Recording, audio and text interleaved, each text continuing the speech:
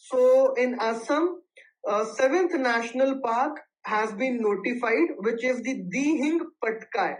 तो ये सेवेंथ है. इसके 4 दिन पहले एक और national park, that is the sixth national park, Assam में नोटिफाई किया गया था, which is the Raimona national park. Raimona national park.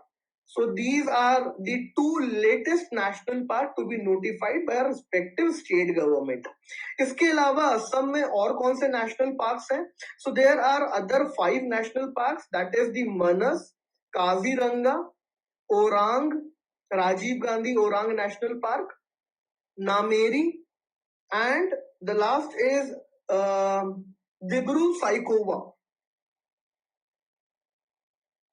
Of these 7 national parks, 2 national parks have the status of World Heritage Site, and those are Manas and Kaziranga. They also are the tiger reserves, right?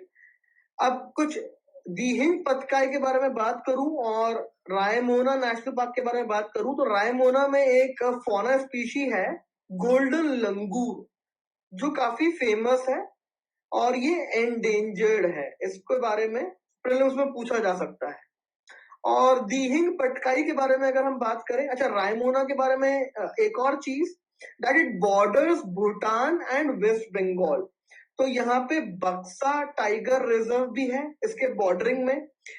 फिर एक फिफ्सू national park है of Bhutan, जो इससे it borders the Raimona national park. फिर बक्सा है, फिफ्सू है, and इसके वेस्ट में राइट, एंड मानस है in the east. So Buxa is in the west, Manas is in the east, and Fifsu is in the north. So it is surrounded by national parks only.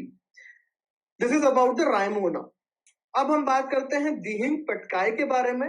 तो दीहिंग पटकाई में एक critically endangered species पाई जाती है. Critically endangered species, इसका नाम है Chinese pangolin. Chinese pangolin. Apart from this, the most abundant species to be found in the Dihing Patkai is white-winged wood duck. White-winged wood duck. This is the most abundant species, fauna species to be found in the Dihing Patkai National Park. Dihing Patkai National Park में एक river cross होती है जिसका नाम है दीहिंग river. ठीक है. So this is about the Dihing Patkai and Raimona National Park. इसके साथ फटाफट रिवाइज कर लेते हैं कि नेशनल पार्क होते क्या हैं, वाइल्ड लाइफ सेंचुरीज क्या होती हैं, और बेसिकली प्रोटेक्टेड एरिया क्या होते हैं हमारे देश में. So according to the wild life protection act of 1972, we have 4 protected areas. एक होता है नेशनल पार्क, दूसरा होता है वाइल्ड लाइफ सेंचुरी, तीसरा होता है कंजर्वेशन रिजर्व, एंड चौथा होता है community reserve. Community and third is conservation. ठीक है. तो नेशनल पार्क और वाइल्ड लाइफ सेंचुरी में पहले डिफरेंशिएट कर लेते हैं फटाफट. National park can be declared by the state government और बाय द सेंट्रल गवर्नमेंट. अगर एक particular piece of land state government ने लीज आउट करी हुई है to the central government, the power goes to the central government. Otherwise the power rest with the state government. तो state government national park को declare करता है as a national park. National park में जितने भी फॉरेस्ट ड्वेलर्स होते हैं उनके राइट्स को सेटल कर दिया जाता है. दैट इज, उनकी राइट्स क्या होंगी उस पर्टिकुलर नेशनल पार्क में, वो पहले ही सेटल कर दी जाती हैं. Right, those are settled by the chief wild life warden. Chief wild life warden. There is clear demarcation of the boundary of national park. Clear demarcation of the boundary. In case an alteration to the boundary of national park is to be done, then it can be done only after the approval of National Board for Wildlife. National Board for Wildlife क्या है? Wildlife Protection Act के through National Board for Wildlife create किया गया.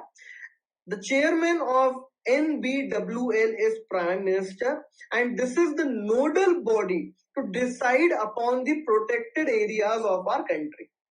Right? तो इसके decisions जो है वो final होते हैं. This is the nodal agency, and it basically functions to formulate the guidelines, recommendation, policies as to how you have to regulate, monitor the wildlife of the country. तो ये इसका बेसिक फंक्शन है. इसको chair करते हैं prime minister. इसके अलावा यहाँ पे और क्या चीजें आप बता सकते हैं?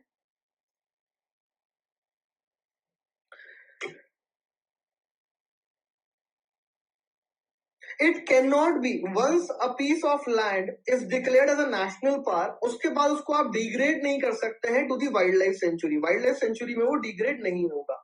ठीक है. वाइल्ड लाइफ सेंचुरी की बात करते हैं तो ये भी स्टेट डिक्लेयर करता है. यहाँ पे राइट्स सेटल नहीं किए जाते हैं. There are certain rights which are allowed, like grazing activity यहाँ पे अलाउड है. राइट. इसी तरीके से कोई पर्टिकुलर फॉरेस्ट ड्वेलर या कम्युनिटी है एक फॉरेस्ट में, तो उसको सर्टेन राइट चाहिए, तो यहाँ पे आप नेगोशिएट करके उनको अलाउ कर सकते हैं. लेकिन नेशनल पार्क में राइट्स को सेटल कर दिया जाता है. उसके बाद आप कुछ भी नहीं कर सकते हैं. एक बार नेशनल पार्क डिक्लेयर हो गया, उसके बाद आपको अगर एंट्री भी लेनी है नेशनल पार्क में, so you have to make sure कि आपके पास लाइव स्टॉक होना चाहिए जिसके ऊपर बैठ के आप एंट्री लोगे. आप वहां पे व्हीकल्स को भी एंटर नहीं कर सकते हैं except for the tourism purposes. तो राइट सेटल होते हैं. वाइल्ड लाइफ सेंचुरी में राइट सेटल नहीं होते हैं. तो यहाँ पे ग्रेजिंग एक्टिविटीज वगैरह परमिटेड रहती हैं. उसके बाद यहाँ पे बाउंड्री का डिमार्केशन उतना ज्यादा स्ट्रिक्ट नहीं होता है. सो often you will find wildlife sanctuaries having interactive biosphere or interactive ecosystem with the another protected area or another natural habitat. तो यहाँ पे जो इंटरफेरेंस है of the outside ecosystem of the outside natural habitat is more common. National park में एक common आपको set of habitat मिलेगा. There is no interaction with the outside environment, whereas in the wildlife sanctuary there can be interaction with the outside environment just because of the fact that the boundary out here is not well demarcated, right? So biotic interference in a controlled manner is basically allowed in the wildlife sanctuaries. ठीक है. Conservation reserve की बात करते हैं. तो conservation reserve state government declare करता है. कहां पे? On the, just give me a second.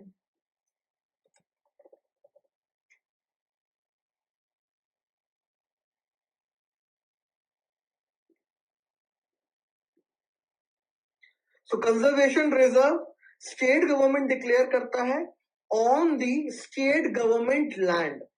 Land किसकी होगी? गवर्नमेंट की लैंड पे ही वो डिक्लेयर कर सकता है कंजर्वेशन रिजर्व. कंजर्वेशन रिजर्व और कम्युनिटी रिजर्व में बस यही डिफरेंस है. कम्युनिटी रिजर्व भी स्टेट गवर्नमेंट डिक्लेयर करता है, but on the community land और on the private land which has been volunteered by the community or a private individual. सिर्फ यही डिफरेंस है. बाकी दोनों का कॉन्सेप्ट सेम है. The area which links several or multiple or any two protected area is basically called as a conservation reserve or a community reserve. तो ये basically buffer Jones होते हैं. एक नेशनल पार्क यहाँ है, एक वाइल्ड लाइफ सेंचुरी यहाँ है. तो ये जो बीच का एरिया है इसको आप कंजर्वेशन रिजर्व डिक्लेयर कर सकते हैं या कम्युनिटी रिजर्व डिक्लेयर कर सकते हैं, depending upon the fact that who own this land. अगर ये लैंड एक कम्युनिटी की है तो कम्युनिटी रिजर्व कहलाएगा. अदरवाइज ये कंजर्वेशन रिजर्व कहलाएगा अगर ये लैंड गवर्नमेंट की है तो। यहाँ पे सारे राइट्स अलाउड होते हैं, यहाँ पे कोई भी रेस्ट्रिक्शन नहीं होता है, इसकी बाउंड्री बिल्कुल भी डिफाइंड नहीं होती है। And these are basically the ecotone kind of zones you can say, right? जहाँ पे ट्रांजिशन आपको देखने को मिलता है from one habitat to the different habitat.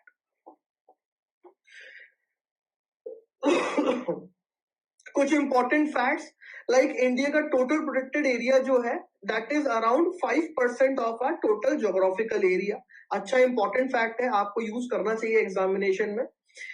इसके अलावा आप यहाँ पे बात कर सकते हैं about the important tools that we have to protect the wildlife of our country.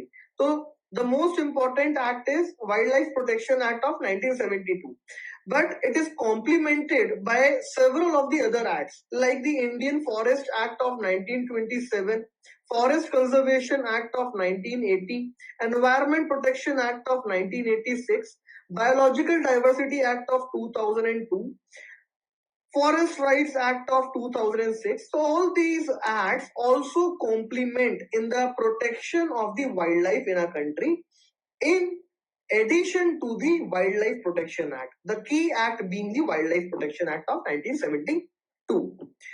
Okay, अब ये 4 प्रोटेक्टेड एरियाज के बाद दिमाग में आता है कि टाइगर रिजर्व कौन डिक्लेयर करता है। टाइगर रिजर्व क्या होता है बेसिकली? तो tiger reserve is the result of project tiger which was conceived in 1973।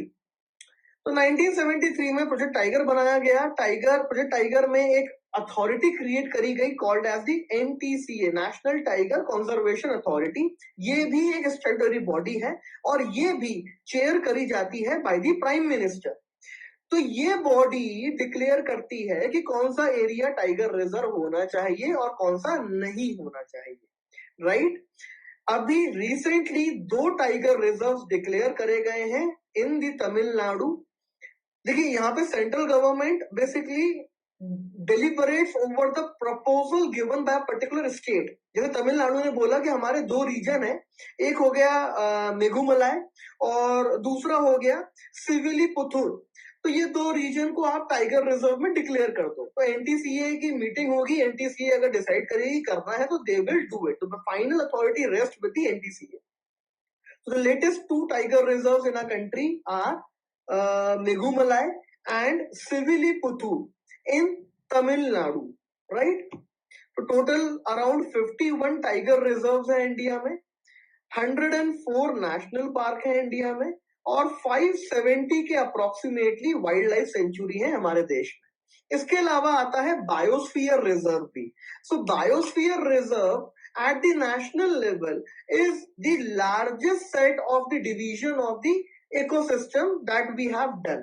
So total we have 18 bioreserves in our country, and of those 18 bioreserves, 12 bioreserves are part of UNESCO Man and Bioreserves project, जिसको आप map बोलते हैं, MAB।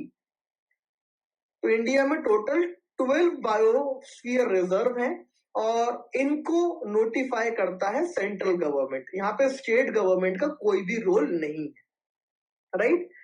And biosphere reserve basically is the interaction of man and wild life. तो एक ऐसा set of area, एक बहुत large landscape which can include multiple national park, which can include tiger reserve, which can include wildlife sanctuary as well, is called as a biosphere reserve. For example, you can talk here about the Nokrek Biosphere Reserve. You can here talk about the Nilgiri Biosphere Reserve and so on. Total 18 है, आपको पूरे 18 की list पता होनी चाहिए और इन 12 जो map में बेसिकली रिकॉग्नाइज्ड है उनके बारे में तो पता ही होना चाहिए। ओके